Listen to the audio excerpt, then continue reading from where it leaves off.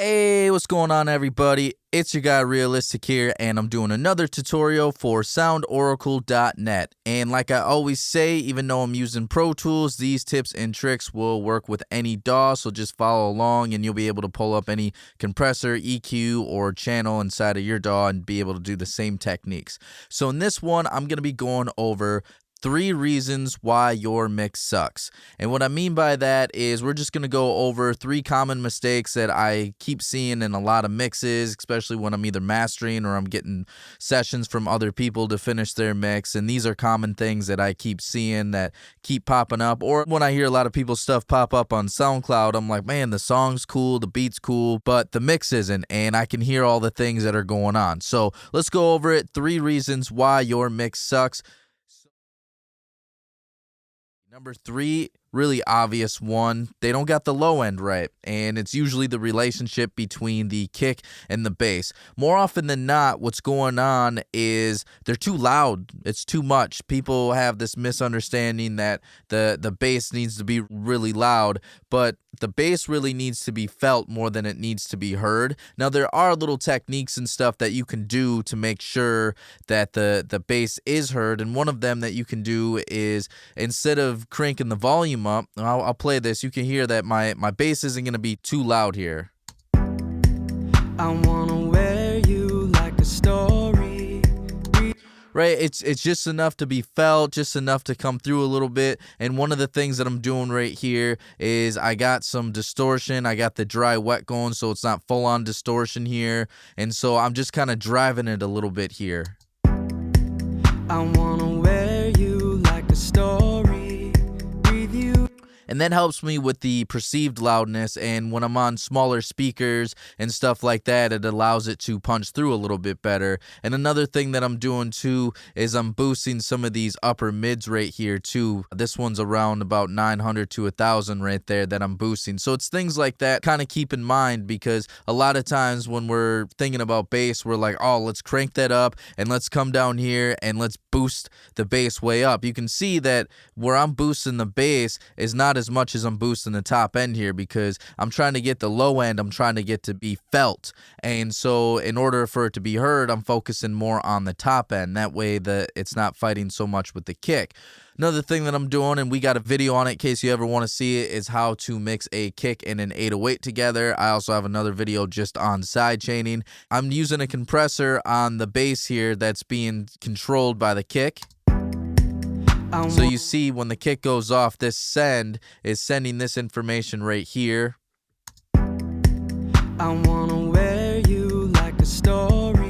And you can see right there by the spectral analysis right there that there are some conflicting frequencies going on with each other. So every time the kick comes, I'm just kind of pushing it down. But when I really started to notice this is I started to listen to more songs by like the Migos and 21 Savage and what Metro Boomin and them was doing. And I was like, man, you know, the bass really isn't as loud as people think. When I'm hearing their songs, their bass isn't as loud as everyone seems to think when we're doing the SoundCloud game and when we're doing the local game. I notice it's always like way up there. They're trying to overcompensate. But whenever I'm listening to the mainstream, like the top stars and like the best mixed stuff, I'm not hearing the bass like that. And so when you lower the bass, you're going to be able to get more out of your mix. You're going to be able to get a lot less things clashing, and you'll be able to increase the overall volume, so you'll get more out of your limiter. And just also keep in mind where you're boosting in order to be able to get this bass to be felt more than it is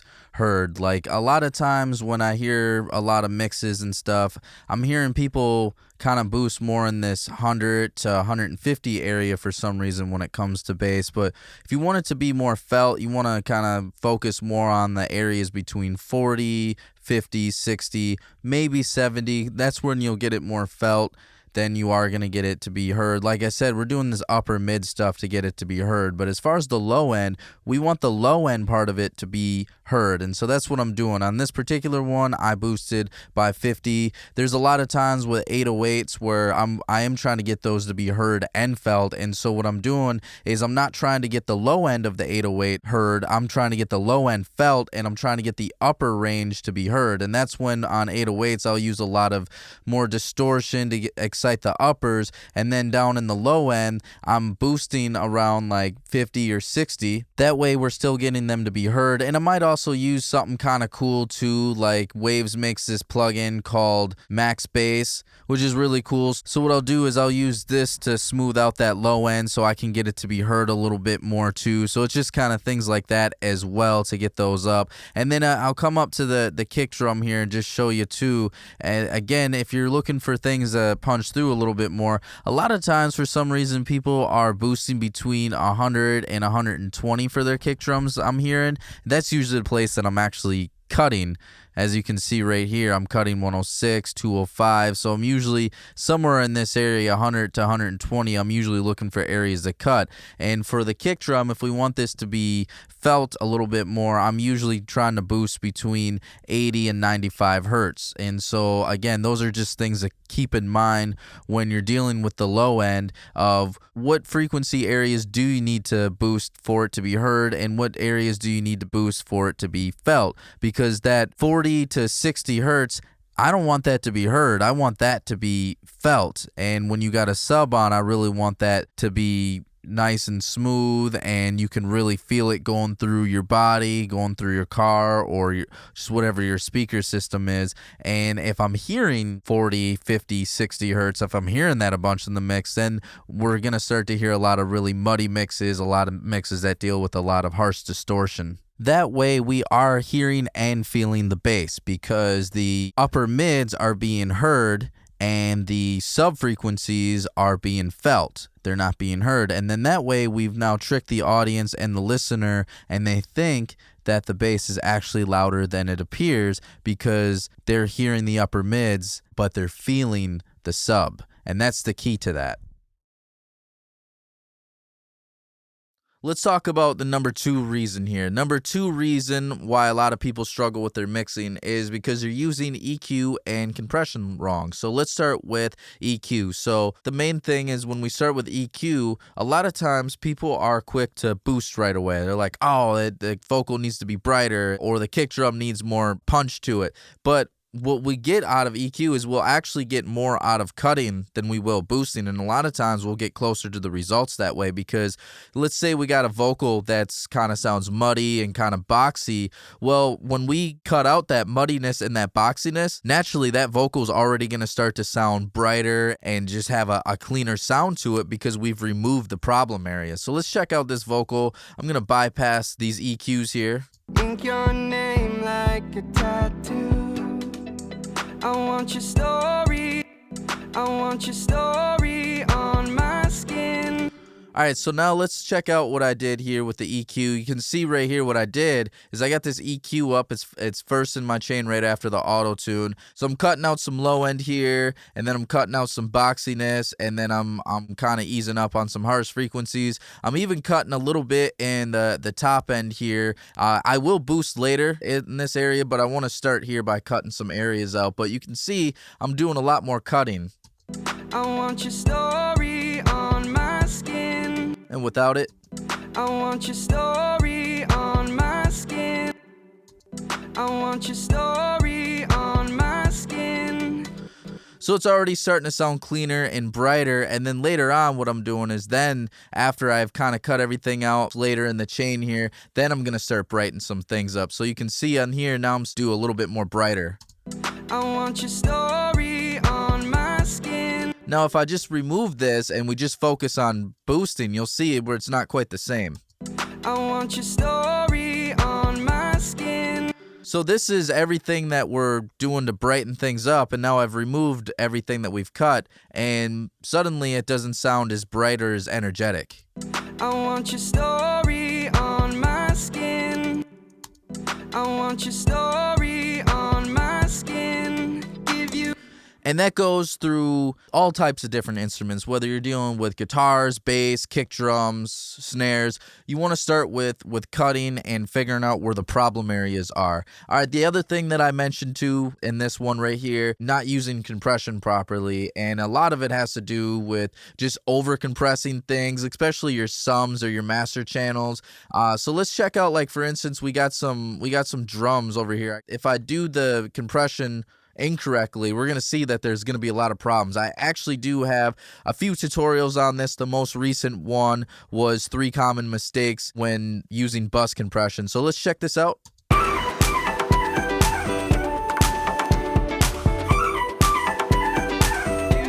All right, so I'm only compressing right there by about -3 dB. You can see right here that I have a pretty slow attack. Now, when you use it incorrectly, maybe on, let's say, a sum here, what I'm going to be doing is, maybe too fast of an attack and too aggressive of a threshold.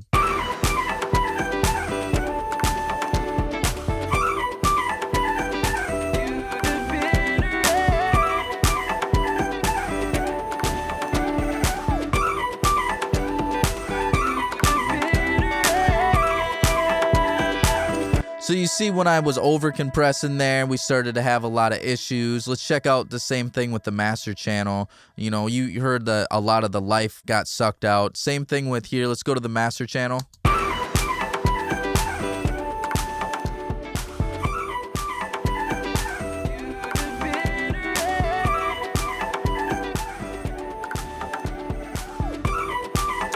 So we're starting to lose a lot of the life, a lot of the transients. We're starting to get a pumping sound. Those are some issues. We're not trying to over compress things, especially when we're focused on like sums, like drum sums or the mix sum, the master channel. We're not trying to lose all that energy. There's sometimes when you would use a faster attack, like for instance this vocal. I have a pretty fast attack and fast release. So I'm not always saying you have to use a slow attack, but know when to use a fast and when to use a slow release. But you don't want to over compress things. You want to make sure that you're subtle with that. All right, so let's talk about the number one reason why your mix might be struggling. It's a big one, and it's the one that I see more often than not, and that's why I put it at number one. But thankfully, it's actually a really, really easy fix. And what it is your channels are too loud, and you don't have enough headroom going into your master channel. And when that happens, you start to get clipping, distortion. If you send it off to mastering, they're not going to have the headroom to be able to do their magic. I'll show you that here. I made a group where I named it Song. I made a group where I just grouped all the channels so I can control. You can see right here, all these channels are all going up at once here. And so same thing when you're trying to get the headroom, just create a group. I like to do this in the beginning of the mix though. You don't want to do it later because I want to be able to hear my mix going into bus compressor. I want to make sure that I have the headroom, and I'm not trying to have to mess things up later on. So try to do it in the beginning. And if you're a person that makes beats and then also does the recording process and stuff, start when you're making beats. Start then with making sure you have the headroom. Even if you got to create a template, that's what I've done. I created a template for when I make my beats or when I'm writing my songs, that the channels are already down. That way I'm already starting with the headroom. I don't have to worry about it later. But let's go ahead and I'll show you what it's like when we got things just cranked way too much. So let's turn this up here. Things will get a little loud here.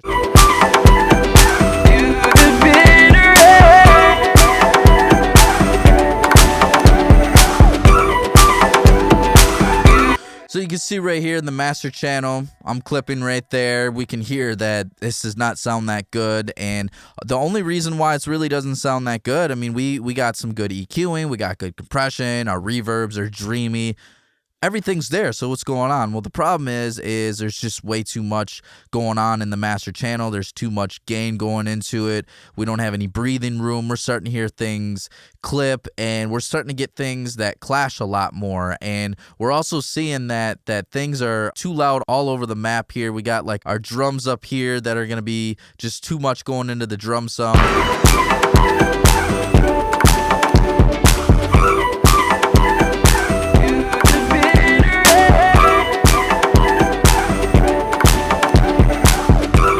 And so I hear quite a bit of songs like this where, that's what the issue is just too much going into that. When you have these issues, all you got to do is just create a group. Most DAWs let you do this, and then just drag everything down here so you got plenty of room here. And so let's give this a listen now that everything's brought down. We're going to see that things are starting to sound better.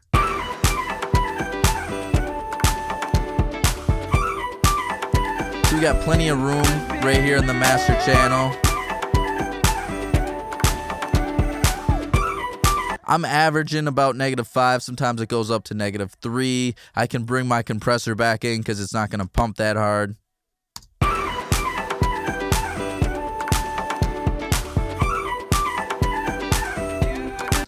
Suddenly we have a much cleaner sounding mix and we're good to go. So those are 3 reasons why your mix sucks and what you can do to correct them. So I'm hoping that you got a lot out of this tutorial today. Hopefully there's some information that was useful. If you're getting a lot out of this but you want to see more, please feel free to comment below. Let us know what kind of tutorials that you want to see in the future, and Oracle and I can definitely make that happen. We're always trying to find the content that you want to see. If you're liking what you're hearing from me, you can find me everywhere on social media at Realistic Productions. You can find me at the web, realisticproductions.net. You can find my man SoundOracle everywhere at SoundOracle. And if you're looking for the best 808s, the best kicks, the best snares with the craziest loops and samples you can find on the internet right now, go to SoundOracle.net. Alright, till next time.